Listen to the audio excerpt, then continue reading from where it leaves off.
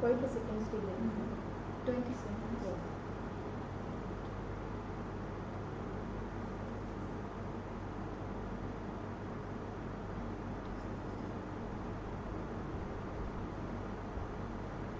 So it's you can see.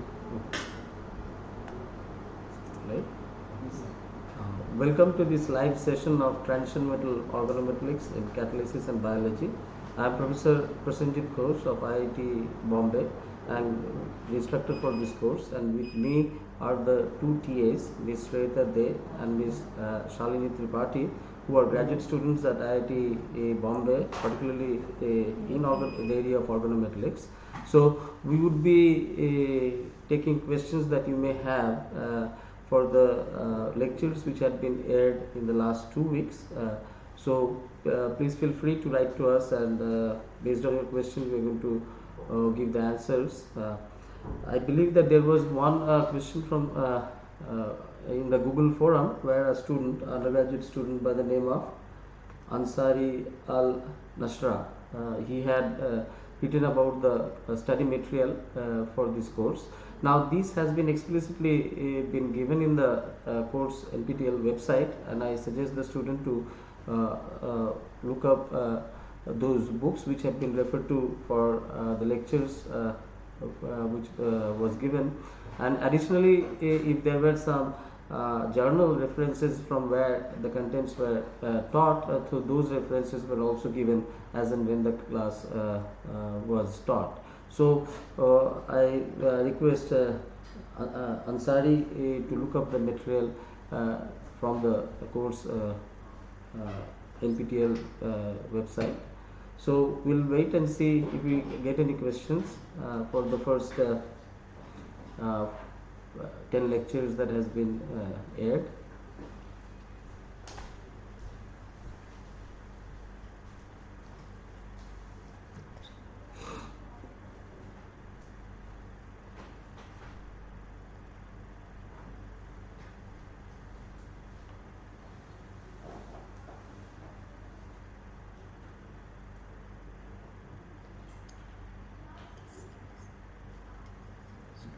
This is 200 and this that skin is Okay.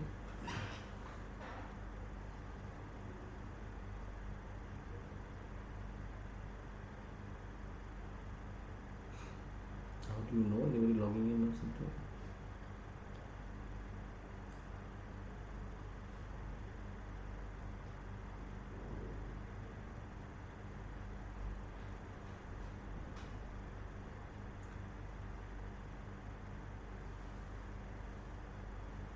In the meantime, as I wait to take questions, let me just give a brief overview of what has been taught in the last 10 lectures over the 2 weeks. We started off by giving a overview on the field of organometallic chemistry, particularly from the significance and importance aspect of it, and that we started by looking at various kinds of Nobel Prizes that the field of organometallic chemistry has been conferred upon, which sort of showed the depth as well as the breadth of the area. And unlike, I think, X-ray crystallography, there is no other area of chemistry which has been recognized so frequently with Nobel Prizes. So with that we sort of built a foundation on the significance of organometallic chemistry, as this course is intended to showcase the importance or relevance of this topic, particularly from their usage in industrial applications as well as from the perspective of bioorganometallic chemistry.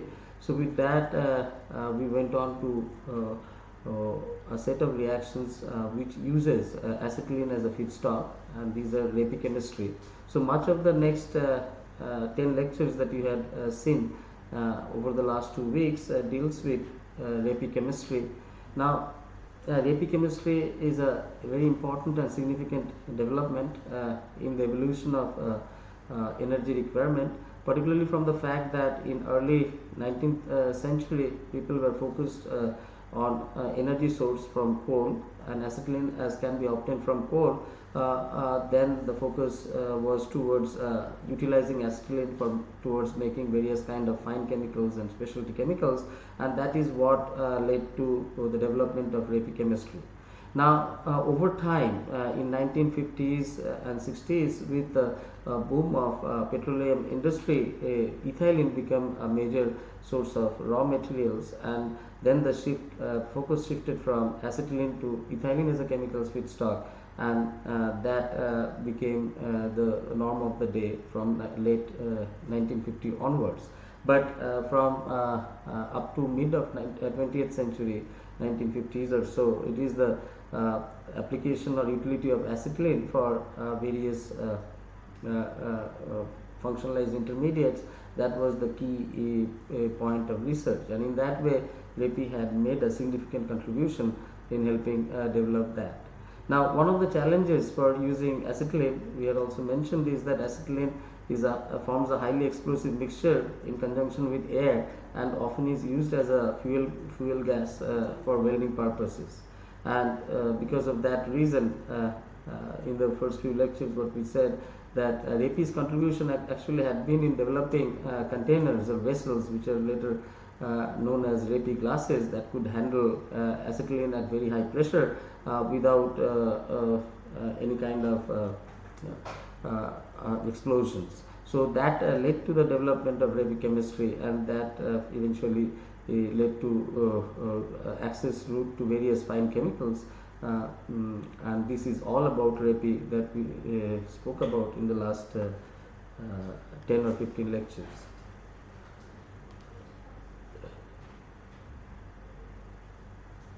So if you have any queries, feel free to text us your questions, and we would try to answer them or clarify doubts if you have any.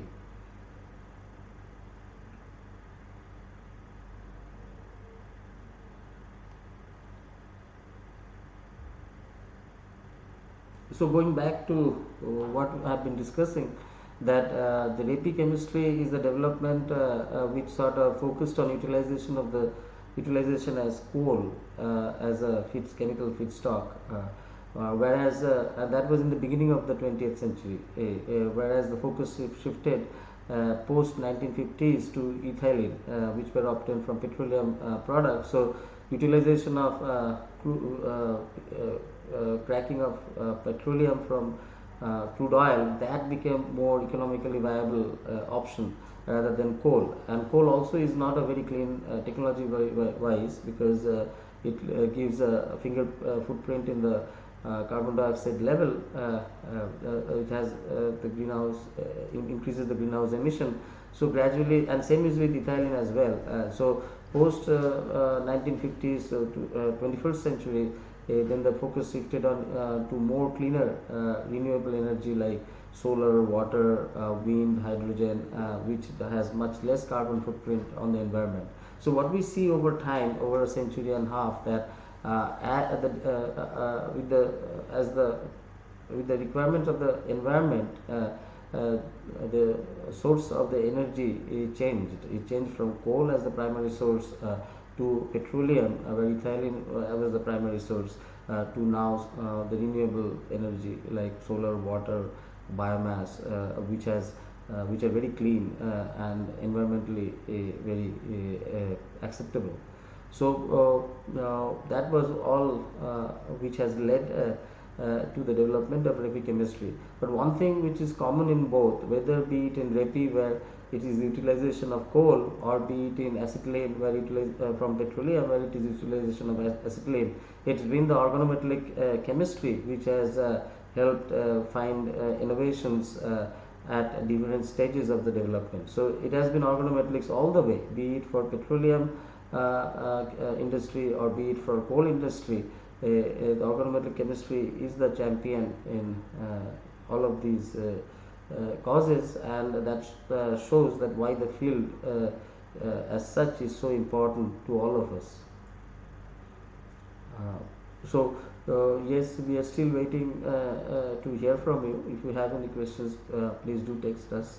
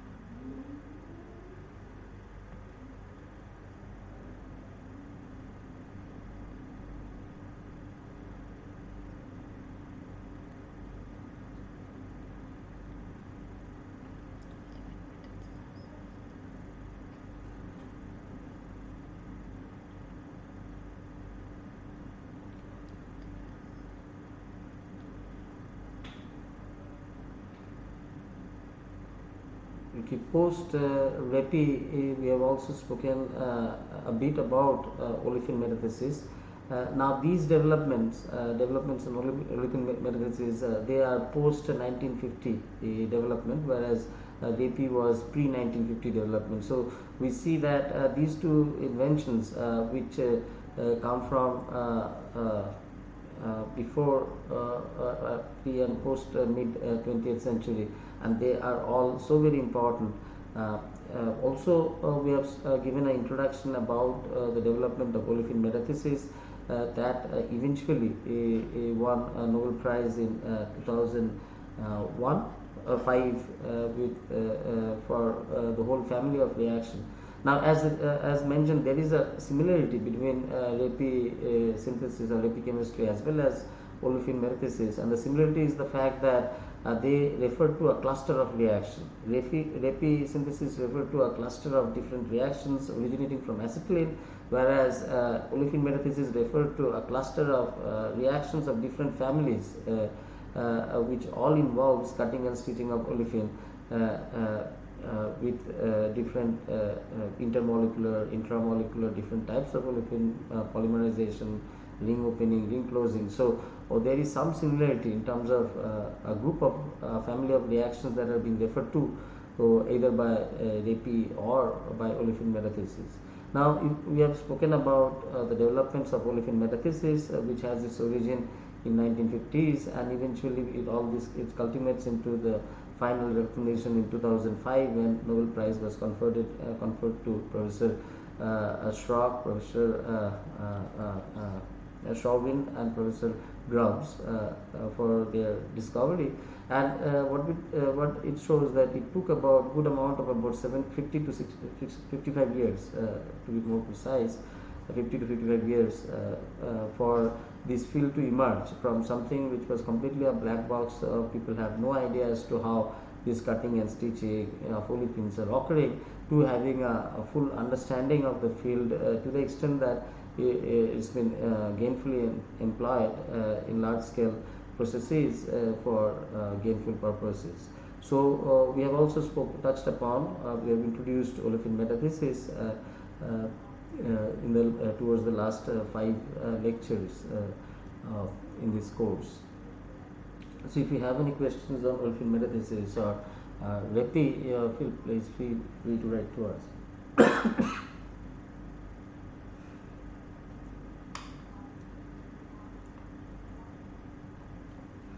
long will it be?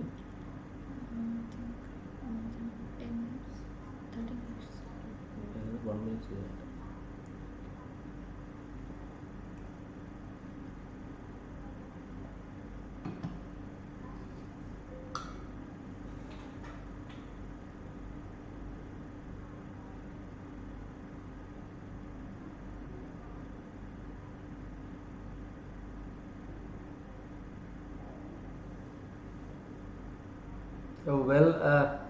I'll request you to send us your queries. It's been about more than 10 minutes. We haven't heard anything from you. Would like to very much listen to you. If there is if there is no further query, then we will call it a day today, and we will meet you in the next 2 weeks time when we have the next live session. So we are still waiting to hear from you. If you do have any queries, please text us about anything that has been spoken in the last 2 weeks of lecture.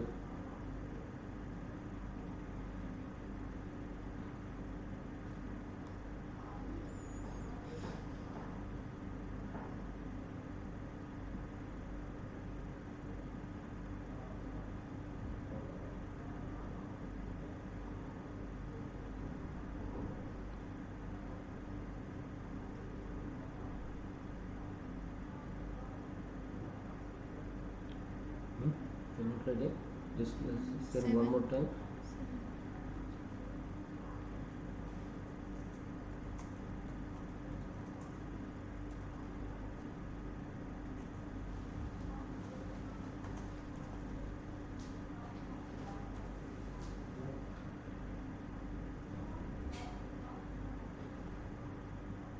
I think they are repeating. Yeah, because 97 minus 1, 500. That's the same with the source also like 50. Okay, so you can call it another 1 or 2 minutes. We just wait. Sometime what happens, when you those people to call, they will do it.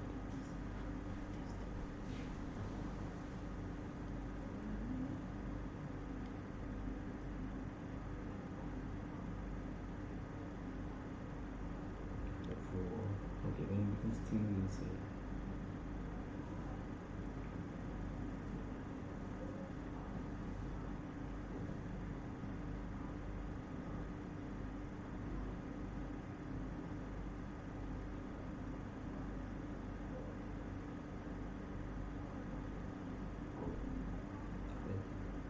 Well, I again thank you for being with us in this live session. Would have loved to hear some questions from you if you had any or queries. However, there wasn't any from your end. You can still post it or email it in the Google forum, and we would take it up when we meet next. I hope you are enjoying the course. That gives a different perspective of the significance of organometallic chemistry.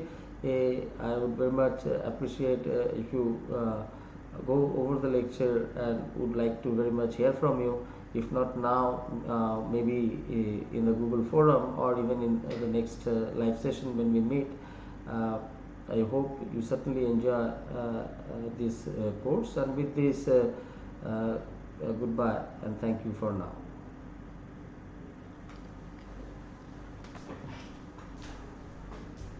Is that correct?